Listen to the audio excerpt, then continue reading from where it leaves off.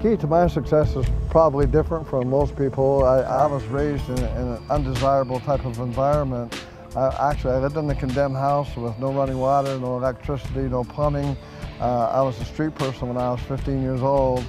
And I decided that what I was going to do, I was going to do the opposite of what everybody else was doing. Sometimes we talk about diseases, we talk about AIDS, we talk about heart disease, we talk about cancer. I believe strongly those are not the killing diseases. I believe the killing diseases are called hardening of the attitudes. It's called stinking thinking. So sometimes I think we just need a checkup from the neck up. I think in order to have more, we must become more. I think in order for things to change, we must change. I tell people, never be bitter, always be better. Never be a warrior, always be a warrior. You know, there's a difference between a winner and a whiner, you know. Even when I was poor, I knew I was going to be wealthy. A lot of people go out there every day and they major over minor things and they complain about things that they can't control. And what happens is that when I go out there every day, I just want to hit a home run. But the key is I decided many years ago that no matter what I touch, whether it be a business opportunity or a person, I was going to make that person or opportunity better than when I found it. And although coming from where I came from, I was a millionaire when I was 27 years old. And a lot of people, you know, said to me, you'll never make it, you're going to be in prison, you're going to do this and that. And you're not very popular when you're poor, right? So I decided that, you know, I was going to make sure that, that I changed everybody's attitudes, because I had the right attitudes and I wanted to make sure that I changed the minds of others. I got involved in a big company, and I became the #1 marketer in the world. As a matter of fact, I hold right now 3 world records in different things that I've done. I've never been #2 at anything I've ever done in my life. And as a result of that, 35 people in one company became millionaires, and 15 in another company became millionaires. And I have 72,000 people right now on social media. And my new book, The 8th Grade Millionaire, it's on Amazon right now. People are buying it like crazy. It's going to be a New York bestseller. All the money that comes in from the book does go to charity. And because of the fact I have 72,000 followers, what they wanted me to do is do a new millionaire team, but they gave me a major challenge. This time they wanted me to have 100 new people. Can you imagine 100 new millionaires, especially with the economy the way it is? And I said, oh my God, there's no way I can do that. And so I traveled for 8 months across Canada, United States, and Europe looking for a product. I finally found a product that will make 100 or 200 or 300 people millionaires. And when I got so excited about it that I said, okay, I'm going to make it happen again.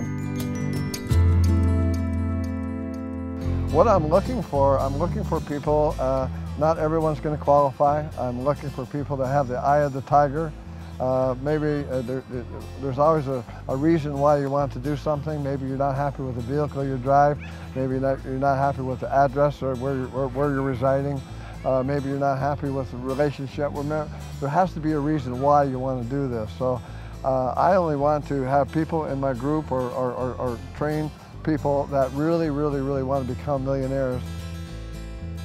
It's not just becoming a millionaire. I did a millionaire training one time in Toronto, Canada, and I got on the stage and an amazing thing happened. I was making a lot of money, but a weird thing happened. I started crying in the middle of the presentation, and I was making $300,000. What had happened is that I had so many people that that I made rich in a short period of time, that they went from a Timex to a Rolex, and from an outhouse to a penthouse, and from a Pontiac to a Cadillac, and some of them got the Mr. T starter kit, and they didn't grow as a person as their income grew, and pretty soon their income come back down to where they are. And people that were not big drinkers, some of them became alcoholics. People that didn't do drugs, some of them started doing drugs. As a matter of fact, one of my friends overdosed and died. And so I wanted to do something with personal growth and personal development. I decided that I wanted to be a mentor to the industry. And what I do is when I get people involved in the business, I find out what the blueprint is. What do they want? Do they want a new car? Do they want a new house? Do they want a new relationship? I find out about them, and then we do a plan to make that thing happen with them. I do all the work for you. You basically, you don't have to quit your job. You don't have to do any of those things. You can remain doing what you're doing, and I will work with you and guide you through the process. But 80% of the people that Google me get involved in the business, and I sign them up under you. I physically do not sign people up under me. My whole goal is to have 100 new people. I will be in the Guinness's Book of Records. If you ask 10,000 people if they'd like to be in Guinness's Book of Records, they'd probably look at you like a deer in the headlights. It's not important to them. But from where I came from, my background, this is like a big deal for me. I need 100 people that really want to become millionaires. And that is my whole goal. That's my whole object of doing this.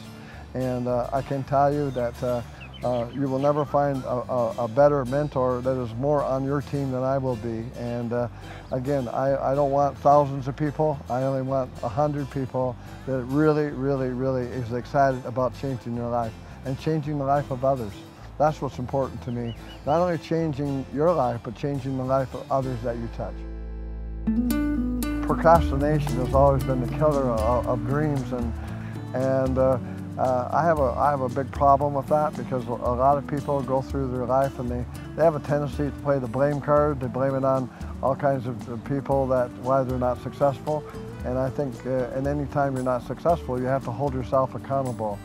And I have all the tools. I can't push a rope. I can supply you with the tools. I can supply you with everything. For me, the difference between the rut and the grave is only the dimensions. And I think what we need to do is to take action. The video that you've received today, it will have the name and phone number and email of the individual that sent it to you. Obviously, they cared enough for you and felt that you had the leadership skills or they wouldn't have sent it out to you. I think the key to the whole program is to take immediate action. If I were you, I would be dialing that number right now. Those are the type of people that I know that I can work with on making 100 new people millionaires.